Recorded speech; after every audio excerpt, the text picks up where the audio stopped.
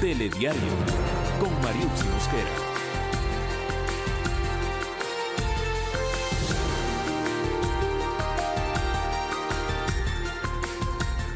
¿Qué tal, amigos? Muy buenas noches, un gusto acompañarlos. Hoy les tendremos importante información generada en esta jornada. Soy Mariuxi Mosquera. Les contamos cuáles son los titulares.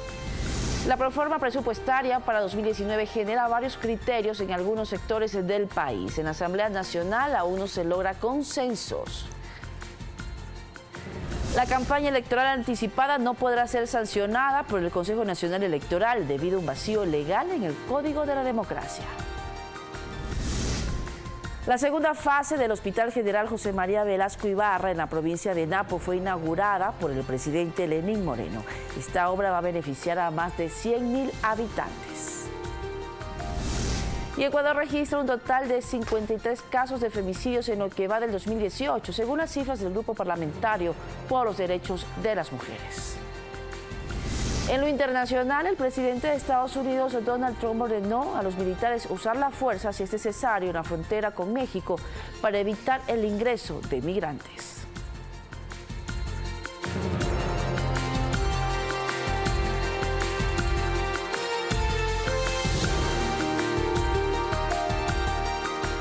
Poco o nada podrá realizar el Consejo Nacional Electoral para controlar la campaña anticipada y la pre-campaña. Un vacío legal impide trabajar en este sentido al organismo.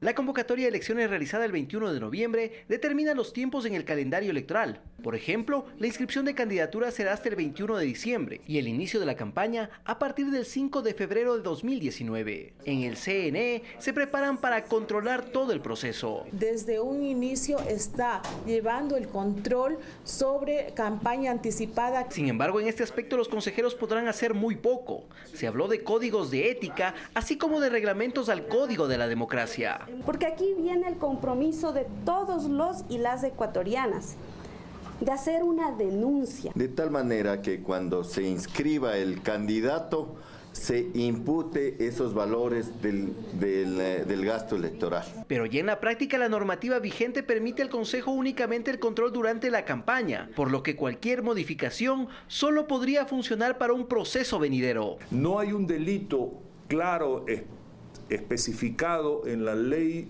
electoral. En derecho público solo se puede hacer lo que consta en la ley. Los tres consejeros que no vienen de la etapa de transición por su parte consideran necesario auditar también a sus antecesores temporales para tener claro sobre qué van a decidir. Entonces eso garantiza que necesariamente vamos a revisarlo todos. Este mismo jueves recibirán la documentación por parte de Camila Moreno, Alberto Molina y el expresidente Gustavo Vega. Alex Llanos, Telediario. Y esta noche nos acompaña en Telediario Luis Verde Soto, vocal del Consejo Nacional Electoral, con quien vamos a abordar varios temas, por ejemplo, el trabajo que el organismo va a emprender a puertas de unas futuras elecciones. Bienvenido. Muchísimas gracias por estar con nosotros. Muchas personas se preguntaban qué sucedió, porque se eligieron a las nuevas autoridades sin su presencia y también sin la presencia de Estela Cero. Al parecer, a pocas horas de ser posesionados por la Asamblea Nacional, ya se generaron discrepancias. Bienvenido. Bueno, las discrepancias, como tú sabes, son útiles en democracia. En democracia debe haber conflictos porque esto es inherente a que haya diversidad de criterios y en democracia tenemos la obligación de deliberar sobre diferentes criterios. Lo que ocurrió fue muy sencillo. Habíamos pedido al conjunto de personas que integran, los 5 integrantes del Consejo de Participación, el Consejo Electoral, de que cumpliéramos el reglamento que implica 12 horas entre la convocatoria y la ejecución de la reunión de pleno. Es decir, pedían que se postergue la fecha. Primero pedimos que se postergue la reunión, no se postergue, sino que se cumpla el horario de la reunión, que una vez que se convoca tiene 12 horas para hacerlo. Había una urgencia muy grande de llegar a la reunión para elegir autoridades y esta formalidad quedaba en los pisos, entonces ese fue el primer elemento. El segundo elemento es habíamos planteado la necesidad de que se postergue la fecha de convocatoria de las elecciones hasta revisar todos los requisitos que se debían haber cumplido. Esperemos que todos se hayan cumplido. Yo creo que de pronto hasta podemos encontrarnos con sorpresas y eso sería muy desagradable, por lo cual ese rato pedíamos que tomáramos con mesura, con tranquilidad, porque había 3 días para convocar las elecciones hasta el día viernes, y tratamos de que esto sea así. Se argumentó de que había dificultades técnicas con el calendario electoral, lo cual a veces no es necesario. Cuando una institución ya funciona, ajustar 3 días de un calendario es muy poco. Entonces, había otro tipo de apresuramientos, yo los comprendo, son parte de las negociaciones políticas que ocurran, pero eso derivó a que lanzáramos un mensaje fuerte. Tú tienes la opción de 3 mensajes: votar en contra, abstenerte, o a favor, abstenerte, o simplemente no estar presente y avalar una decisión. ¿Qué fue lo que sucedió en ese momento? De hecho, también la expresión y la respuesta de Julio César Trujillo fue, bueno, hemos tratado de crear un Consejo Nacional Electoral con varias voces, ¿no? Con un pluralismo electoral, y son discrepancias que van a suceder, y lo importante es que sean superadas. Sin embargo, también hubieron voces que decían, bueno, tienen que justificar esa ausencia. ¿Le han pedido respuesta oficialmente de forma ordenada por esta ausencia? No hay necesidad de hacerlo. Es un derecho el no estar presente en esto. Más aún podría cuestionarse lo contrario: es por qué se produce una elección sin todos los vocales presentes, ¿no es verdad? Yo veo que tú has tomado el mensaje del doctor Trujillo de modo integral. El mensaje del doctor Trujillo es una persona con mucha sabiduría y antigüedad histórica y política en el Ecuador, pues plantea lo obvio: en democracia debe haber diversidad, hay que atacar frontalmente la diversidad, hay que procesarla deliberativamente y salir de ella. Y esto es lo que efectivamente ocurrió. Al día siguiente nosotros hemos estado presentes en la reunión del Pleno y ha seguido normalmente la vida institucional como hasta este momento. Acabamos de terminar la sesión correspondiente, seguimos trabajando, hemos llegado a tomar muchas decisiones, hemos examinado con el Consejo Transitorio lo que habían realizado, y ahora estamos ya caminando en todos los pasos que hay que caminar dentro de la vida institucional. Se ha pedido además auditar todo lo procedido por los anteriores vocales. No por los vocales, sino simplemente, primero y fundamentalmente, todo lo actuado por los consejos electorales cesados. ¿Y el transitorio? Y el transitorio también hemos pedido que se extienda, como es obvio. Toda institución que tú asumes, tienes que pedir aquello, ¿no es verdad? Revisar todo lo procedido, incluso lo que ustedes irán a hacer posteriormente. Va a pasar con lo propio, con los siguientes, pero con una diferencia entre los vocales, entre el Consejo Electoral Transitorio y los consejos electorales cesados. Hay una diferencia extraordinaria. No tenemos por qué confundir aquellas dos diferentes situaciones. Son dos pedidos diferentes. Uno, el mismo, ha sido realizado por el Consejo Electoral Transitorio sobre los cesados. Y esto es sano en democracia. Esto no tiene ninguna novedad, diría yo. Simplemente debemos transparentar a la ciudadanía, que es lo que necesita, porque de hecho yo también quería preguntarle de qué forma la Casa de la Democracia en este momento, en este nuevo momento político también que se está viviendo en el país a puertas de unas elecciones, ya están convocadas las elecciones, tienen que cumplirse íntegramente los requisitos para las inscripciones desde los organismos, desde los partidos políticos, las organizaciones sociales. ¿De qué forma garantizar al país que se va a respetar el voto popular, que va a existir verdadera democracia? Mira, en este momento hay extraordinarias condiciones para lograr mejores niveles de equidad política. Primero, no tenemos fuerzas políticas que desborden los tamaños, no hay ni idea de un partido único, sino más bien tenemos una situación parecida al inicio de la democracia, de un conjunto de partidos más o menos equilibrado. La segunda, al haber un conjunto de partidos más o menos equilibrado, te permite tener mejores condiciones de que todos ellos adquieran confianza sobre las condiciones para el enfrentamiento político, para la discusión política, y consiguientemente incluso para hacer las reformas correspondientes a partir de marzo, ¿no es verdad? La tercera razón fuerte que existe en este momento es de que hay, yo diría, un germen de confianza muy importante sembrado por el Consejo Electoral anterior, el transitorio, y que puede ser transmitido hacia un país desconfiado. Es un país que tiene un tráfico de desconfianza muy grande. Si algo desconfían, como tú sabes, las regiones desconfían de otro, las provincias desconfían de otro, y entre los actores se desconfía mucho. En este país, caso de construir confianza, de construir credibilidad, la función del Tribunal Electoral, del Consejo Electoral, es construir esa confianza, no solamente transmitirla. Uno de los hechos que vamos a hacer vamos a profundizar en conformar una instancia de todos los partidos políticos legalmente reconocidos para que ellos expresen, miren, auditen, estén involucrados en la gestión electoral. Es decir, una cercanía, que es lo que también ellos han pedido, estar presentes. Hay que estar presentes, porque tú sabes que en Estrato estamos frente a un modelo de consejo electoral que no es el anterior, el de 7 miembros que entre ellos se vigilaban, no es verdad que era una forma de control mutuo, tampoco el otro que tuvo un gran fracaso, que es el de la aparente exclusión de los partidos, pero el reconocimiento final de que había un solo partido que estaba representado. Ahora lo que se trata es más bien de una fórmula mixta, y en las fórmulas mixtas el número de partidos se reduce. Habiendo solamente 2 partidos dentro de del Consejo Nacional Electoral, es necesario que el resto de partidos estén presentes, el resto de partidos de algún modo miren lo que ocurre, estén y puedan incorporar y transmitir a la ciudadanía lo que está pasando. ¿Y el Código de la Democracia va en concordancia con la realidad electoral que vive el país, a estos avances y necesidades también de un nuevo momento político? No, ese Código de la Democracia es un Código de Democracia hecho durante una, concebido desde una visión más bien tendiente al endurecimiento de la democracia, tendiente a la pérdida de atributos de la democracia. Es un código que necesita muchísimos cambios, tanto en los procedimientos como en la concepción misma, y que estos habrá que hacerlos a partir de desde el 21 de marzo del 2019, una vez que el Congreso esté en plenitud de capacidad de aprobar todo. Esto implica que durante este periodo vamos a trabajar, estamos trabajando, yo mismo tengo ya una propuesta elaborada por un estupendo jurista y unas otras más que podemos elaborar y acercar para a partir de marzo, te digo, poder lograr que el Congreso trabaje sobre aquello y durante el año en que puede elaborar reformas electorales, porque deberá pierde esa capacidad en marzo del 2020, pueda hacer las reformas del caso. Y estas reformas sean consensuadas por la sociedad política, por la sociedad civil, por la opinión pública. Se recibirán los aportes y las propuestas. Absolutamente todos. Absolutamente todos. Los vocales salientes también han defendido los avances que han tenido en el plan operativo electoral. ¿Qué opinan ustedes? ¿Hay que hacer correcciones? ¿Se ha avanzado realmente? Mira, un país que se moderniza, un país que tiene 70 años de un tribunal electoral ahora convertido en consejo, que tiene 40 años de democracia. Todos debemos recordar que estamos al borde de cumplir 40 años de democracia. Ecuador es el primer país de América Latina en haber alcanzado de modo estable en la segunda ola de democratización de América Latina. Es bastante, 40 años son muchos. Este país debería tener ya una institucionalidad electoral mucho más sólidamente formada, mucho más técnicamente solidificada.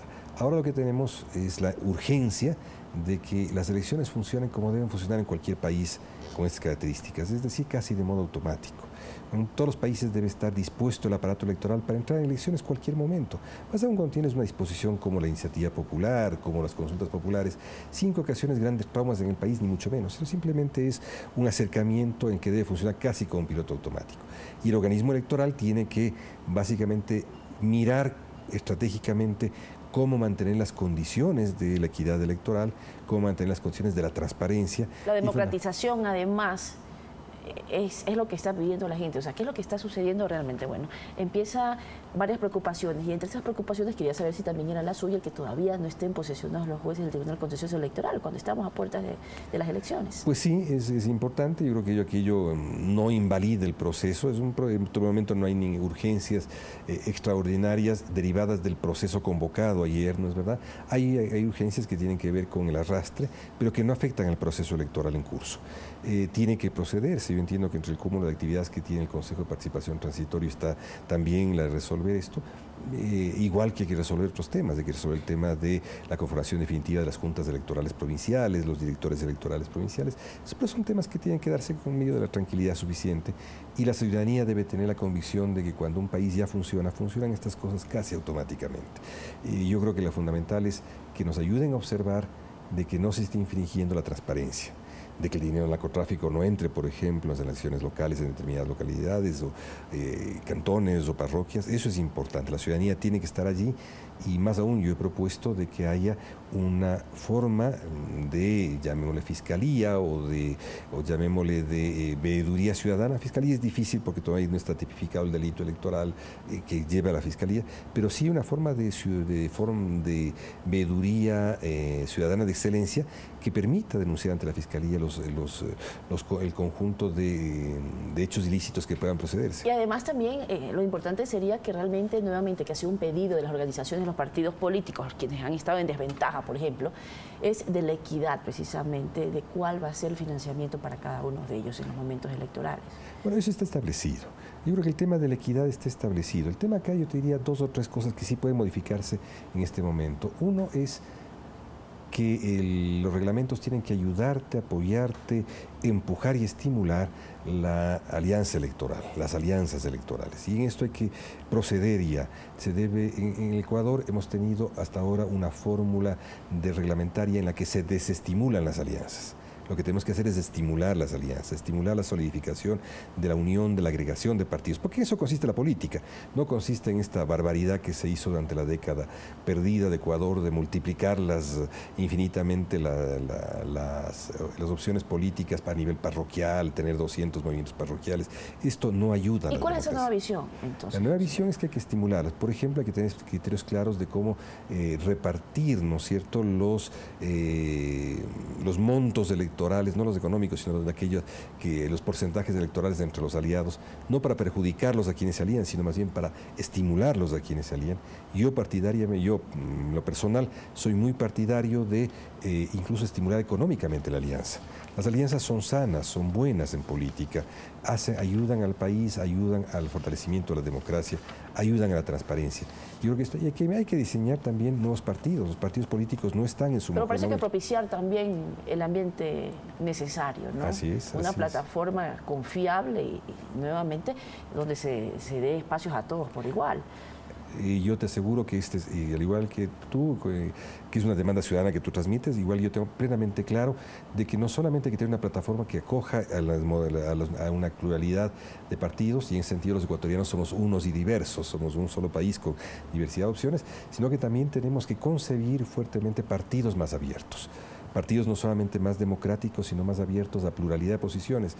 Y a esta visión del partido único, uniforme, monolíticamente integrado, sin ninguna posibilidad de diálogo interno, eso ya no existe en el mundo. ¿Ya no existe? En el mundo. El mundo entero te requiere otras cosas, te requiere pluralidad, te requiere jóvenes que disientan de sus mayores, requiere diversidades étnicas, requiere diversidades de género.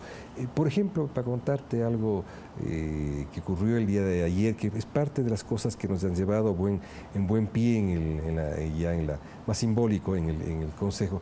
Ayer decidimos una fórmula para convocar al Consejo, a las elecciones, que fue una fórmula de equidad entre 3 o 2 posiciones. La una decía, conforme a la Academia de la Lengua, tenemos que eliminar la invocación de género y la inclusión del lenguaje inclusivo de género. La otra posición de las compañeras decía, no, esto ha sido luchas profundas de género en el país y no se puede eliminarlas. Y llegamos a una fórmula de consenso que la propuse yo, que fue: utilicemos un lenguaje único en la parte en que no se induzca al voto por masculino o femenino, y utilicemos la distinción de género.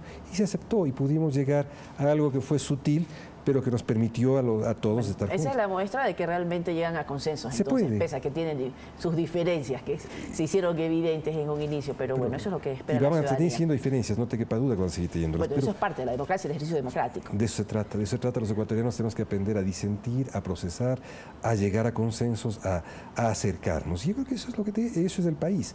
Ese es el país que deseamos, que buscamos, que queremos. Muchísimas gracias, doctor, por estar con nosotros y atender nuestra llamada en esta entrevista en Telediario Estelar. Luis Vélez Soto, vocal del Consejo Nacional Electoral. Vamos ahora a cambiar de tema. Existe mucha incertidumbre en la Asamblea Nacional por la aparente falta de votos para la aprobación del informe de la Proforma Presupuestaria 2019. La sesión está convocada para el próximo martes. Existe un ambiente de dudas en el Palacio Legislativo en torno al apoyo político que tendría la Proforma 2019, más aún cuando en la Comisión de Desarrollo Económico su informe fue aprobado con lo justo, 6 de 11 votos. Sabemos que algunas bancadas se han pronunciado ya diciendo que van a abstenerse. En Creo, por ejemplo, se mantienen críticos con respecto de los recortes aplicados a temas específicos como la prevención de drogas y el sector agrícola. No puede ser que no se destine un centavo a prevenir el consumo de drogas, que se esté recortando 70 millones en becas, que se esté recortando el presupuesto al agro que genera empleo. Vilma Andrade, de la Izquierda Democrática, en la misma línea asegura que existen inquietudes con respecto a los valores asignados al área social, los cuales deben ser progresivos. No se lo puede hacer en educación, no se lo puede hacer en salud, porque jamás pueden bajarse, disminuirse esos recursos porque están normados por la ley. Para lograr un acuerdo y con eso los votos para la aprobación en el Pleno, la legisladora del oficialismo, Jimena Peña, plantea una salida. Lo que establece el artículo 103 de la Ley Orgánica de la Función Legislativa es la posibilidad de que la Asamblea pueda observar la proforma. Esa propuesta consta en el último inciso del artículo 103 de la Ley Orgánica de la Función Legislativa, que dice, en caso de observación a la proforma por parte de la Asamblea Nacional, la Función Ejecutiva en el plazo de 10 días podrá aceptar dicha observación y enviar una nueva propuesta a la Asamblea o ratificarse en su propuesta original. Y en este sentido tenemos que observar la proforma. Asunto que no es descartado por el presidente de la comisión, Esteban Albornoz. Será una pésima señal hacia afuera, pues si el presupuesto entra por el Ministerio de la Ley. Tenemos la responsabilidad de trabajar de forma conjunta. Sería un error político que la Asamblea no pueda pronunciarse en torno a la proforma presupuestaria. La convocatoria para tratar la proforma está prevista para el martes 27 de noviembre. Alexis Moncayo, Telediario. Y quienes integran el magisterio a nivel nacional ven con preocupación la reducción presupuestaria para el sector educación en la proforma presupuestaria del próximo año. Temen que una menor asignación detenga la construcción de nuevas unidades educativas, los programas de alimentación y atención escolar. En el presupuesto codificado para el 2018, aprobado por la Asamblea Nacional, se determinó una asignación de 4.477 millones de dólares para el sector educación, pero en la proforma presupuestaria de 2019, que está siendo analizada por el Legislativo, el gobierno asigna preliminarmente 4.102 millones. Del programa de alimentación escolar en el presupuesto del Ministerio de Finanzas le envían un recorte de 50 millones, 108 millones de dólares, se le reduce el presupuesto de la educación que equivale a lo que es el mantenimiento de infraestructuras escolares. Exhortamos al Gobierno Nacional a que el presupuesto de educación no sea tocado y sea incrementado como la Constitución de la República lo manifiesta. Horas previas, el ministro de Educación, Fander Falconi, en su cuenta de Twitter escribió que la estabilidad presupuestaria en educación es indispensable para que un país mantenga un mínimo de bienestar. Para que realmente destaque, hace falta una asignación creciente para la educación, en especial para la infancia, que es cuando se forma el cuerpo y la mente. Está claro y hemos demostrado en la comisión que se cumplen tanto con el 0,5% del PIB en el caso de educación como en el caso de salud el 0,5% también del PIB, que son cerca de 560 millones de dólares. La proforma de 2019 asciende a 31.318 millones de dólares, con una reducción de casi el 15% respecto del presupuesto general del 2017. César Eduarte, Telediario. Mientras, los representantes de la Federación de Estudiantes Universitarios del Ecuador anunciaron que la próxima semana acudirán al legislativo para defender que el presupuesto asignado a las universidades del país no se recorte. A las concentraciones realizadas días atrás en Quito, Cuenca y la Amazonía, se sumaron este jueves los estudiantes de la Universidad de Guayaquil. Dicen no convencerles el acuerdo al que llegaron el pasado lunes 20 rectores y el ministro de Finanzas para mantener en 2019 el presupuesto del año en curso. Los rectores no tienen por qué estar negociando con las autoridades. Esto no es una empresa privada, esto es algo público, algo que se merece para los estudiantes. En la proforma presupuestaria para 2019, el gobierno estableció una asignación de 1.298 millones de dólares a las universidades públicas del país, un 10% menos del monto establecido al 30 de septiembre de este año de 1.443 millones. Lo constitucional es que el 0.5% del Producto Interno Bruto aumente en educación superior y es por eso que nosotros estamos pidiendo que se aumente. La proforma para el próximo año es analizada en la Comisión de Desarrollo Económico de la Asamblea. Para la próxima semana, los estudiantes universitarios anunciaron una movilización hacia Quito para que el Poder Legislativo escuche sus planteamientos. Que se trate nuevamente este tema, que la Asamblea Nacional sea la capaz de debatir y dar las observaciones necesarias para que no se quite este rubro. Porque una vez que llega la Asamblea Nacional y se toca en el pleno de que no va a haber un recorte presupuestario, entonces allí los estudiantes estaremos tranquilos. ¡La U está en la lucha! En Guayaquil, César Eduarte, Telediario. Y en otro tema, como un veto total camuflado, catalogan los miembros de la Comisión de la Justicia de la Asamblea la objeción del Ejecutivo al proyecto de reformas al Código General de Procesos. Esto debido a la falta de un organismo constitucional que emita un pronunciamiento al respecto de la constitucionalidad o no del texto de la norma que fue aprobada por el Pleno del Legislativo a mediados de octubre. Este veto por inconstitucionalidad, que es en realidad un veto total camuflado por parte del Ejecutivo, contenía reformas presentadas ¿por quiénes? Por el Procurador General del Estado. Está vetando a su procurador, señor presidente. Está vetando a los argumentos de la presidenta de la Corte Nacional de Justicia, de procesalistas destacados. Está vetando lo que dijo el Colegio de Notarios. Entonces, ¿a qué estamos jugando? Lo que se hace es vetar totalmente las reformas al Código de Procesos, ya que al no existir Corte Constitucional, no se sabe cuándo esta, una vez integrada, se pronuncie sobre las supuestas inconstitucionalidades de las reformas. Consecuentemente, se disfrazó un veto total dentro de un supuesto veto parcial por inconstitucionalidad. Y con 75 votos, el Pleno de la Asamblea Nacional aprobó el informe de la Comisión AMPETRA, sala que deberá hacer seguimiento a las denuncias de abuso sexual en contra de menores de edad. A diferencia de otras ocasiones, en el Pleno no estaban todos, y eso lo hizo notar Amparo Molina, vocero de las víctimas del caso AMPETRA. Miro algunos curules vacíos, no todos están, ¿verdad? En lo de fondo, la presidenta de la comisión reveló que de las 27.700 denuncias de abuso sexual, el 17.6%, o sea, 4.584, corresponden a casos en donde la víctima es un menor de edad. Esta cifra justifica el por qué entender que esta es una tarea de todos. En las conclusiones, el informe determina que en la actualidad el país no cuenta con un sistema especializado de protección de derechos de la niñez. Ese debe ser, por lo tanto, uno de los siguientes pasos. Familiares de las víctimas fueron escuchadas en el Pleno. Que se haga un reconocimiento justo a todos los familiares de los niños, o en este caso ya de los adolescentes que fueron abusados. Tatiana Palacios, cuyo padre fue abusado desde los 5 hasta los 14 años por el cura Cordero en Cuenca, habló de cómo el sistema de justicia se dio durante 8 años ante las presiones del abusador. Nosotros nos enfrentamos con muchas puertas cerradas, con una lucha incansable por obtener justicia. Pero hay algo más que exigen, sea una realidad, y es la aplicación de la imprescriptibilidad de los delitos sexuales en contra de menores, propuesta que contó con el apoyo del 73% del electorado en la consulta del 4 de febrero. Los ecuatorianos nos volcamos mayoritariamente a las urnas por esa pregunta. Y aún no existe un pronunciamiento oficial sobre este tema. La Comisión AMPETRA a futuro deberá hacerse cargo del seguimiento de las denuncias de abuso a menores y del trámite de las reformas legales en defensa de sus derechos. Alexis Moncayo, Telediario. Y según el Grupo Parlamentario por los Derechos de las Mujeres, en lo que va de este año, Ecuador registra un total de 53 casos de femicidios.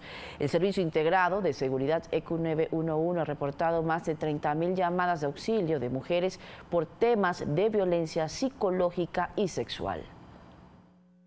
Fue en la Asamblea Nacional donde varias organizaciones de mujeres presentaron la campaña Mujeres sin Violencia, así gana Ecuador. Es una iniciativa que busca generar conciencia para prevenir y erradicar la violencia contra la mujer. Y incluye dos partes importantes. Una que es la generación de expectativas en redes sociales, es básicamente una campaña digital. La propuesta se activa desde este 24 de noviembre con motivo de recordar el próximo domingo el Día Internacional de la Eliminación de la Violencia contra la Mujer. Es un día para recordar a mujeres como Juliana Campoverde, por Valentina, que fue encontrada muerta en su escuela. Estamos acá por Gaby Díaz, estamos acá por Emilia, que fue asesinada igualmente en el marco de una violencia extrema, compañeras y compañeros asambleístas. En la sesión 555 de la Asamblea de este jueves, el Grupo Parlamentario por los Derechos de las Mujeres presentó un informe de labores de las acciones desarrolladas en 4 campos: violencia, derechos sexuales y reproductivos, formación política de las mujeres y feminismo. Según los datos de esta instancia parlamentaria, en lo que va del año en Ecuador se contabilizan 53 casos de femicidio. Solamente el Servicio Integrado de Seguridad ECU 911 ha registrado en este mismo lapso de tiempo más de 30.000 llamadas de auxilio de mujeres por temas de violencia sexual o psicológica. Seguimos viendo cómo los roles impuestos por la sociedad siguen produciendo violencia hacia las mujeres. En Ecuador está por cumplirse ya un año de la aprobación y vigencia de la Ley de Prevención y Erradicación de la Violencia contra la Mujer. Sin embargo, desde lo político y desde el activismo social, se cree que no se están haciendo los esfuerzos suficientes para erradicar este mal. Una muestra, la disminución de recursos contemplados en el presupuesto del próximo año. Donde se aprecia un recorte para el programa de prevención de la violencia machista y fortalecimiento de los servicios de atención a víctimas, donde se pretende asignar 657.646.57 dólares. Para ejecutar la ley en contra de la violencia necesitamos 20 millones de dólares. Este 24 de noviembre, organizaciones sociales y de mujeres organizan la marcha Vivas Nos Queremos, que es una de las tantas actividades programadas en conmemoración del Día Internacional de la Eliminación de la Violencia contra la Mujer. Javier Ceballos, Telediario. La autonomía, la cultura de paz y la sostenibilidad de la vida son los ejes de la Agenda Nacional de las Mujeres y Personas LGBTI 2018-2021. El documento también incluye liderazgo y transformación de patrones socioculturales. Una mujer afroecuatoriana reflexionó sobre la necesidad de igualdad para hombres y mujeres, también las personas LGBTI. La agenda pretende crear un enfoque de igualdad en las políticas públicas de todas las instituciones del Estado. Implementar un sistema nacional de igualdad que contenga obviamente competencias, roles, atribuciones de todas las instituciones que hacemos parte de las instituciones públicas. El ministro de Justicia enfatizó en que cada 72 horas una mujer es asesinada en Ecuador y que se profundizará en ejes como la prevención de violencia y la reparación. Donde tendríamos que establecer el funcionamiento adecuado de las casas de acogida, de centros de atención, el desarrollo e implementación de medidas de reparación integral.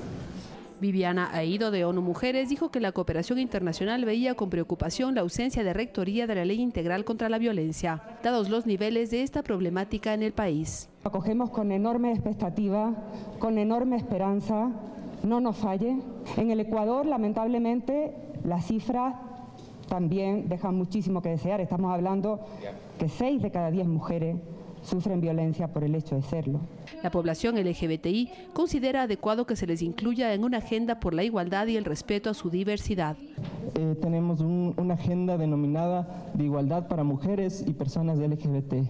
Y yo quiero resaltar ese caminar histórico. Verónica Rivadeneira, Telediario. El canciller de la República, José Valencia, y el viceministro de Justicia, Juan Pablo Morales, reiteraron el apoyo del Estado ecuatoriano al equipo de seguimiento especial de la Comisión Interamericana de Derechos Humanos en cuanto a la entrega de información y demás gastos operativos que genere su tarea de indagar los hechos sobre el secuestro y posterior asesinato de los miembros del equipo de prensa de Diario del Comercio. Crimen ocurrido en marzo pasado. La CIDH presentará un informe final en diciembre. La apertura para que los expedientes y los documentos relativos al caso sea analizada por el equipo de seguimiento de la Comisión Interamericana de Derechos Humanos por parte del Ecuador es absoluta. No hay ningún tipo de restricción al respecto. Lo que ocurre es que son expedientes voluminosos y entonces en la misión anterior del equipo de seguimiento aquí en el Ecuador se alcanzó a revisar parte de sus expedientes. Hemos venido trabajando durante los meses anteriores, las semanas anteriores, preparando esta visita del equipo de seguimiento, así como del equipo técnico que ya se encuentra trabajando con Fiscalía, y vamos a acompañar durante todas las reuniones que son institucionales, pues luego evidentemente tienen reuniones con familiares y con sociedad civil y con el Diario del Comercio planificado en su agenda, que es justamente lo que estamos terminando de revisar con ellos. Al volver, la segunda fase del Hospital General José María Velasco Ibarra en la provincia de Napo fue inaugurada. El presidente de la República recorrió esta casa de salud.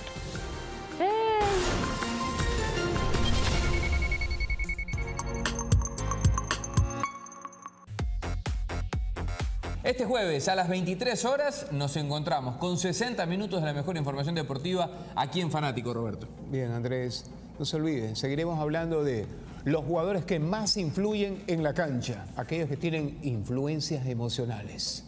No se lo pierdan. Los esperamos. Okay, Mom. I'll see you later. I'll see you later. Qué importante es tener un seguro de salud, porque nunca sabes cuándo aparecerán las enfermedades. Un seguro de vida para saber que a tu familia nunca les faltará nada. Uno que proteja el vehículo que tanto trabajo te costó tener. Y otro que proteja tus bienes contra desastres naturales. Este no es un seguro común, porque no todas las aseguradoras tienen un seguro para nosotros los agricultores. Ellos creen que somos un negocio de riesgo, pero hay una que sí apuesta por nosotros.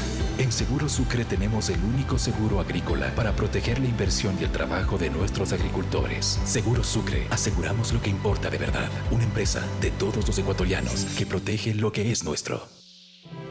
El gobierno de todos. Voy a cuidarte por las noches, voy a amarte sin reproches, te voy a extrañar en la Comparte la emoción. 105.3 Pública FM. Para renunciar, no hay nadie más. Fundación Cecilia Rivadeneira presenta Los Argonautas de la Alegría, una obra hecha por 100 niños con cáncer y sus hermanos, que te transportarán a mundos imaginarios. Ven este 24 de noviembre a las 6 de la tarde en el Teatro Nacional de la Casa de la Cultura. Entradas a la venta en Fundación Cecilia Rivadeneira. Más información en nuestra página web, Facebook o a nuestro teléfono. Ven a disfrutar de Los Argonautas de la Alegría. Historias cotidianas de la realidad latinoamericana.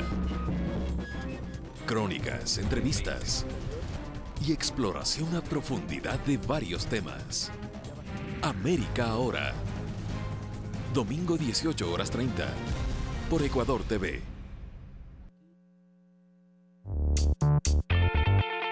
Hola, ¿qué tal? Mi nombre es Amelina Espinosa y soy la presentadora de En las Puertas del Horno. Me pareció una propuesta muy enriquecedora en realidad, porque de esa manera los panaderos de nuestro país se pueden dar a conocer afuera y difundir, y por qué no, si por ejemplo algún familiar que está en el extranjero les puede ver y apoyar de esa manera. ¿Qué les parece un pancito que en realidad siempre es de dulce y que por ahí le pongan un ingrediente que jamás se imaginarían? Así que no se olviden, les esperamos el viernes 23 de noviembre en las Puertas del Horno. Cuidado, se les quema el pan.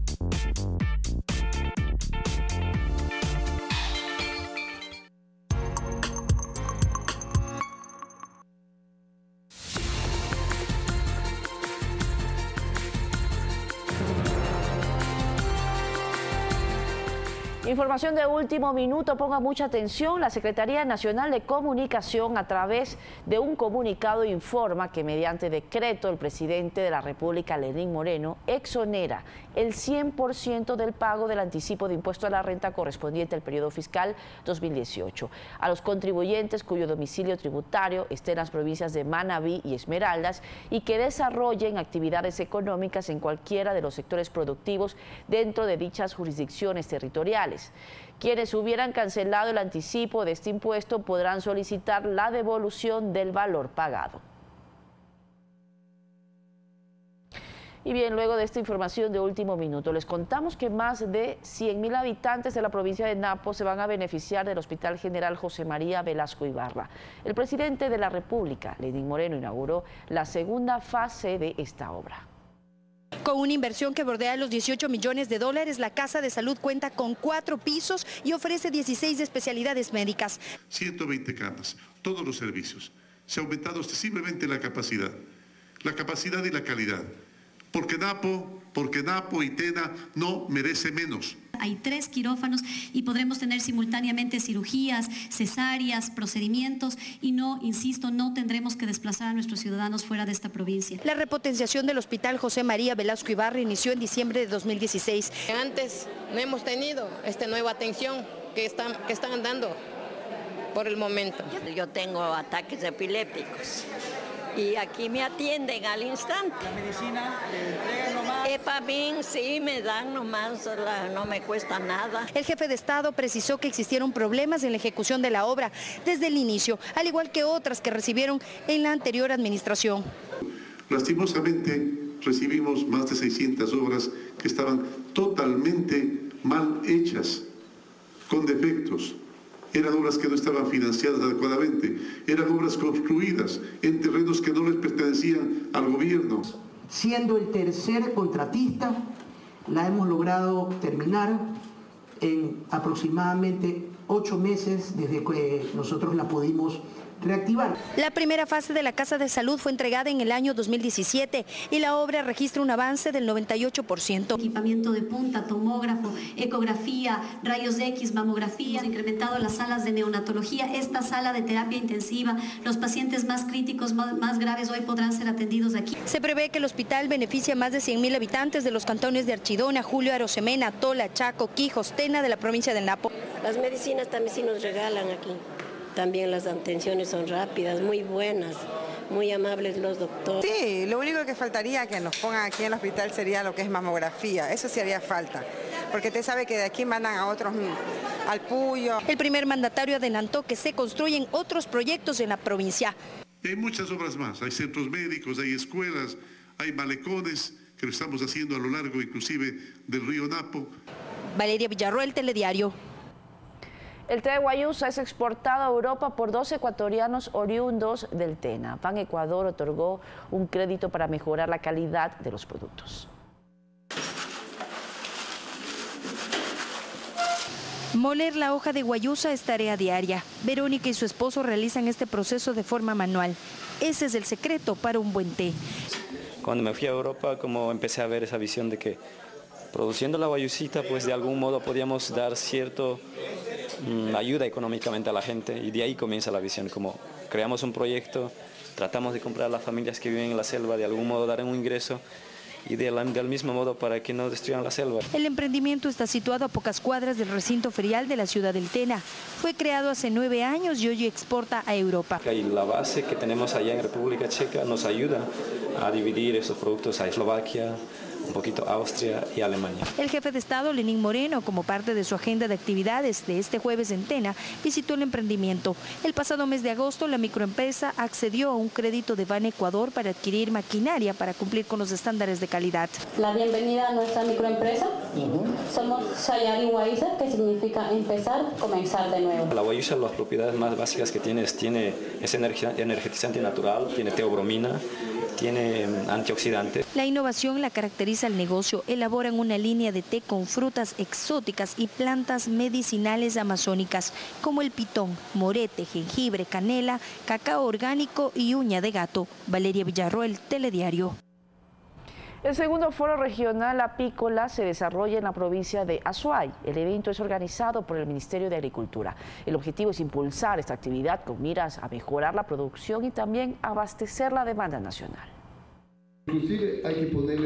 A este foro asisten personas involucradas en el negocio apícola. César Suconota viene desde la parroquia Quinjeo y comenta que en el año 2013 inició su actividad. Yo comencé con 5 colmenitas. Tiene 5 años dedicado al negocio y espera para finales de 2018 tener 23 colmenas.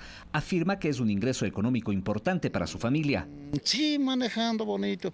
Como estábamos hablando recientemente, este año sí ha estado, el año que pasó estaba medio bueno. Sebastián Astudillo también vio en esta actividad una oportunidad para mejorar su economía. Lleva 4 años en el manejo de las abejas para la producción de miel y productos derivados.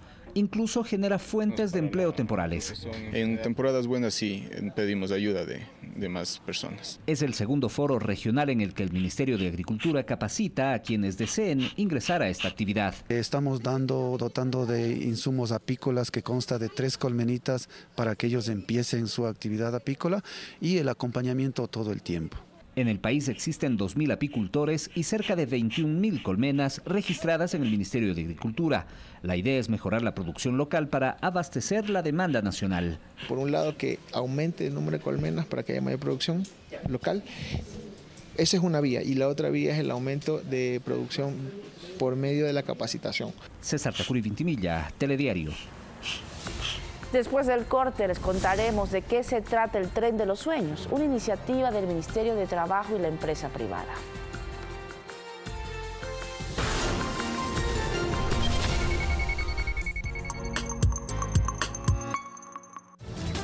Termine su semana bien informado.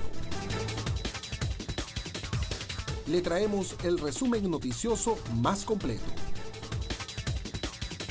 con la seriedad y calidad que nos caracteriza. Todos los domingos manténgase al tanto de los últimos acontecimientos de Ecuador y el mundo junto a nosotros.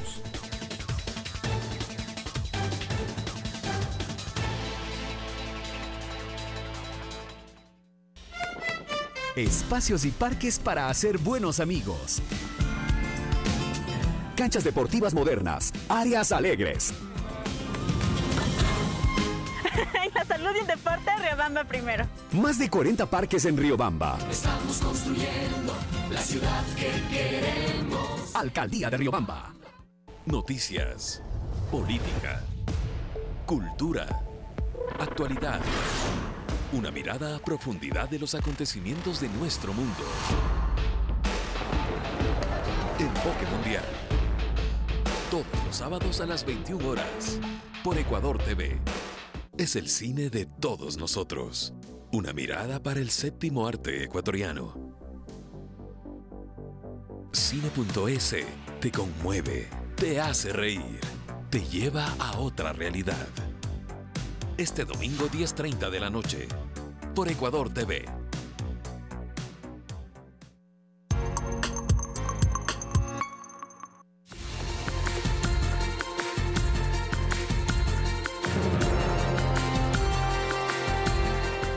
De regreso les contamos, el Ministerio de Trabajo y la empresa privada realizan la alianza Red de Empresas por un Ecuador sin trabajo infantil.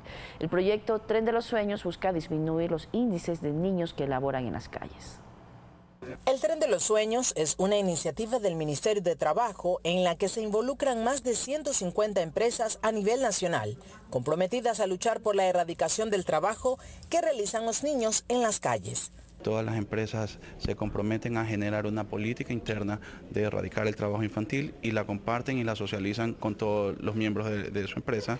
El Ministerio de Inclusión Económica y Social busca a través de este proyecto, con actividades lúdicas y recreativas, promover en los niños, niñas y adolescentes la culminación de los estudios para su formación integral y que aspiren a ser profesionales. Y mientras más actores se sumen, mucho mejor. Esto aquí nos va a permitir que los niños puedan visitar, por ejemplo, McDonald's, que para muchos niños puede ser algo normal, pero para los niños que están en erradicación del trabajo infantil es una experiencia totalmente novedosa, totalmente nueva, los invita a soñar. En Guayas y Santa Elena son 16 empresas que durante 2 semanas recibirán a 200 niños en los diferentes recorridos. Podamos dar la oportunidad a niños de que puedan tener una visión y una experiencia. Esta visión de la realidad de un trabajo, de un momento agradable, de que de alguna manera nosotros poder aportar en cada uno de ellos, en que puedan ser mejores personas, mejores profesionales. Es así como de manera articulada entre el Estado y la empresa privada se impulsa una política de cero tolerancia al trabajo infantil en nuestro país. Guadalupe Ayoví, Telediario. En Ecuador, más de 800.000 personas se dedican a la venta directa, según datos de la Asociación Ecuatoriana que abarca este sector. Es por ello que esta actividad generó $800 millones el año pasado. La venta directa o por catálogo en Ecuador ha contribuido al fortalecimiento de la economía mediante la comercialización de productos y servicios directamente a los consumidores. Según las cifras de la Asociación Ecuatoriana de Venta Directa, en 2017 se generó $800 millones, ya que más de 800.000 personas son parte de esta modalidad de trabajo. Al menos 20 empresas son parte de esta asociación en nuestro país, las cuales abarcan productos como ropa, lencería, suplementos nutricionales, artículos para el hogar, entre otros. Yambal, por ejemplo, fabricante de líneas cosméticas, tiene 150.000 consultoras, como denominan sus comerciantes. Mujeres emprendedoras dedicadas a potencializarse como mujeres y como madres de familia y líderes de hogar. El efecto multiplicador de los catálogos que van de casa en casa es uno de los ejes de este negocio que crece anualmente en ventas en el Ecuador. Destacan quienes se dedican a este trabajo. Además puedo dedicarme a mi labor de madre sin ninguna interrupción, sin horarios y sin tampoco un jefe que me diga que puedo o no puedo hacer las cosas. Es una carrera que no tiene límites. Las perspectivas de crecimiento para el sector son saludables, de acuerdo a los análisis emitidos por la compañía de investigación de mercados globales Euromonitor International. Según un informe de dicha empresa, el mercado global de venta directa registrará un crecimiento del 11.5% para 2021, impulsado principalmente por las regiones en desarrollo. La tasa de crecimiento anual más alta para los próximos 5 años vendrá de Oriente Medio y África con 7%, Asia-Pacífico 3% y América Latina con 2.5%. Olga Velasco, Telediario. Inspirado en varios textos literarios, el flautista español Óscar de Manuel y la Orquesta Sinfónica de Guayaquil presentan el concierto sinfónico Requiem para una vida vivida. El evento gratuito cuenta con el aval del Ministerio de Cultura y Patrimonio.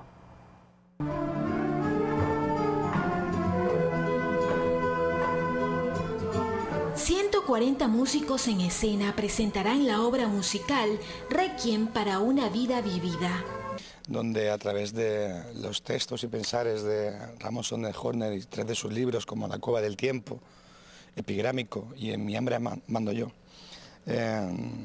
hemos buscado, se me propuso la forma de cómo coger y hablar de la muerte, pero como algo cotidiano. Bajo la dirección del flautista español Óscar de Manuel, la composición está inspirada en los textos literarios de quien fuera su maestro. Es un estreno único aquí, pensado para hacerlo aquí porque el escritor y pensador y poeta es de aquí, de Guayaquil, Ramón Sonneborn.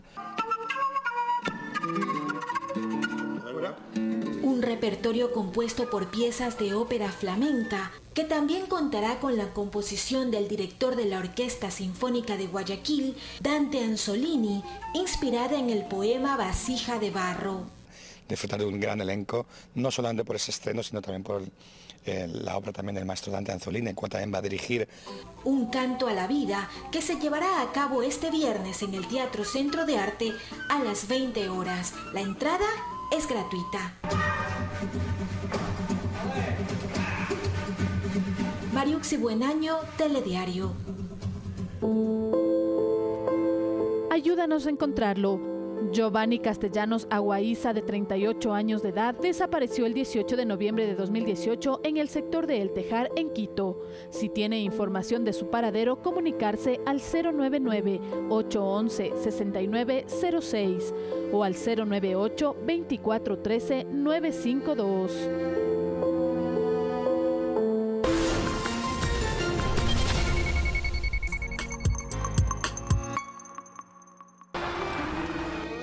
Sé que no son las noticias que esperábamos. Básicamente me estás diciendo que no puedo ir a juicio porque probablemente perdamos. Hay que enfocarse en eso, en una persona que deja a su familia atrás y afecta a las niñas. Así podemos cuestionar su nivel de responsabilidad como madre. ¿Como en el hospital? Mi último deseo. Hoy, 21 horas, por Ecuador TV.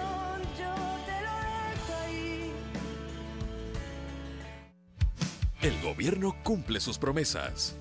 Entregamos más de 6.000 millones en créditos para emprendimiento.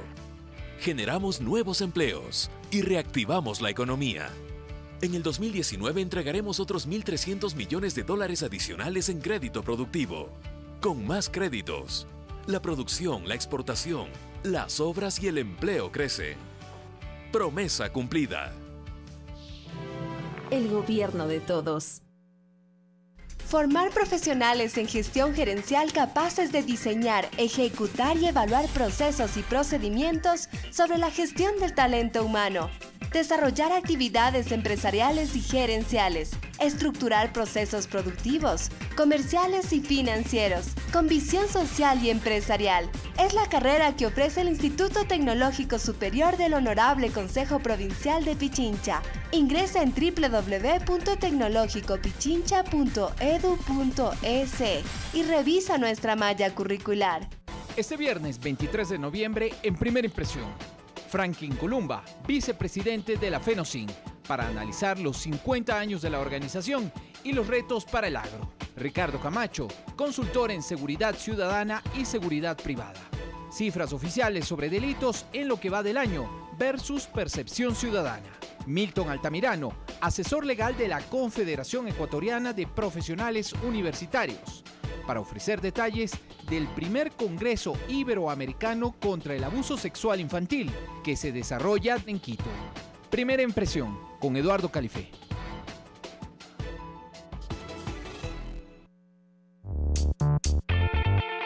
Hola, ¿qué tal? Mi nombre es Amelie Espinosa y soy la presentadora de En las Puertas del Horno. Me pareció una propuesta muy enriquecedora en realidad, porque de esa manera los panaderos de nuestro país se pueden dar a conocer afuera y difundir, y por qué no, si por ejemplo algún familiar que está en el extranjero les puede ver y apoyar de esa manera. ¿Qué les parece un pancito que en realidad siempre es de dulce y que por ahí le pongan un ingrediente que jamás se imaginarían? Así que no se olviden, les esperamos el viernes 23 de noviembre en las Puertas del Horno. Cuidado, se les quema el pan.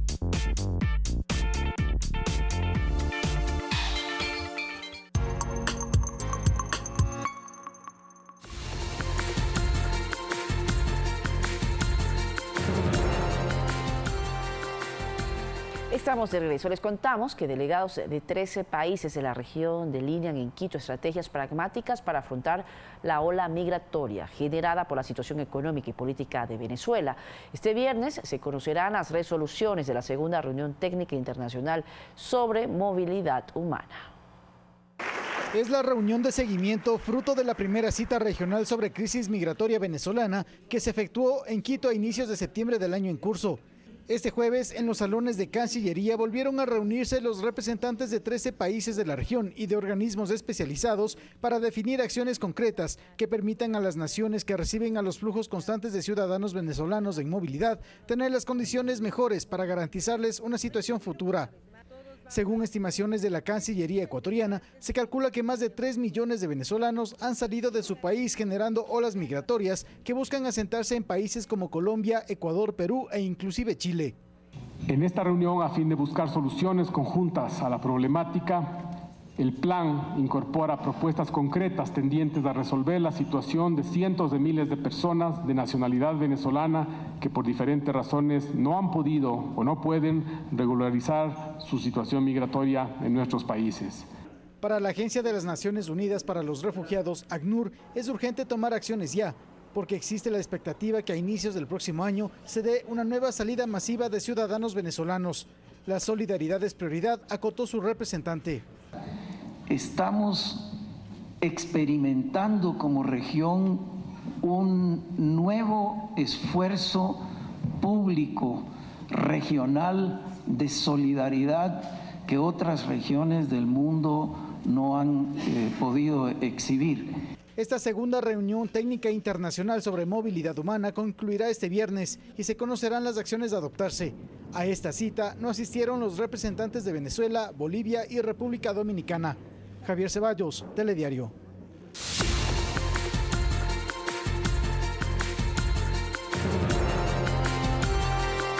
En la información del mundo, los militares estadounidenses desplegados en la frontera con México podrán usar la fuerza si fuera necesario para proteger la patrulla fronteriza.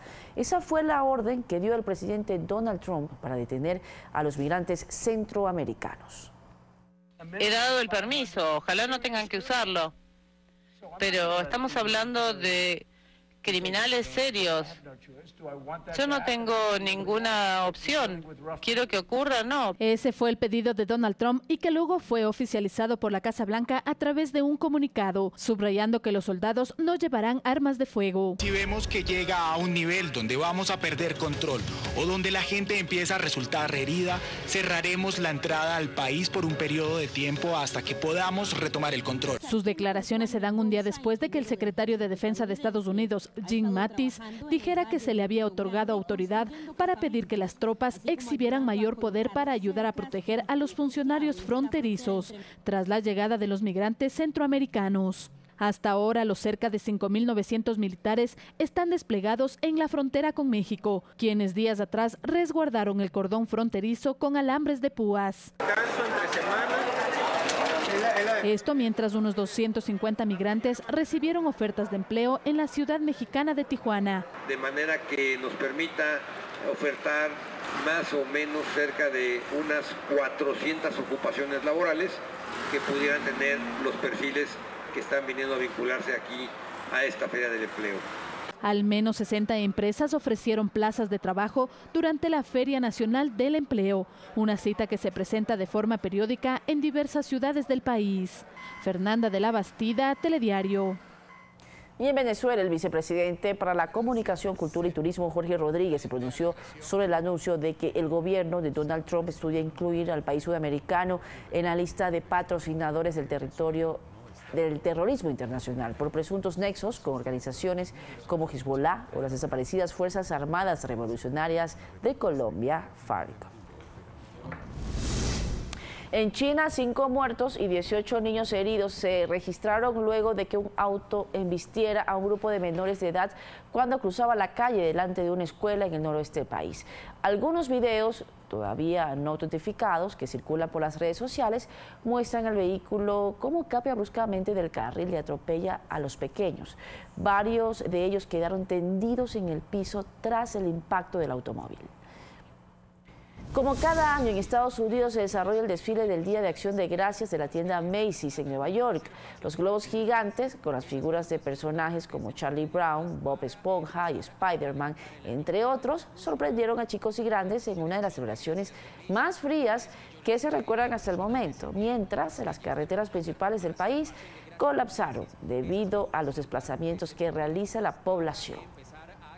Bien, Eduardo, muchísimas gracias por ponernos al tanto de lo que sucede en los deportes. La invitación está hecha a las 11 de la noche en Fanáticos. A ustedes, gracias por informarse con Telediario Estelar.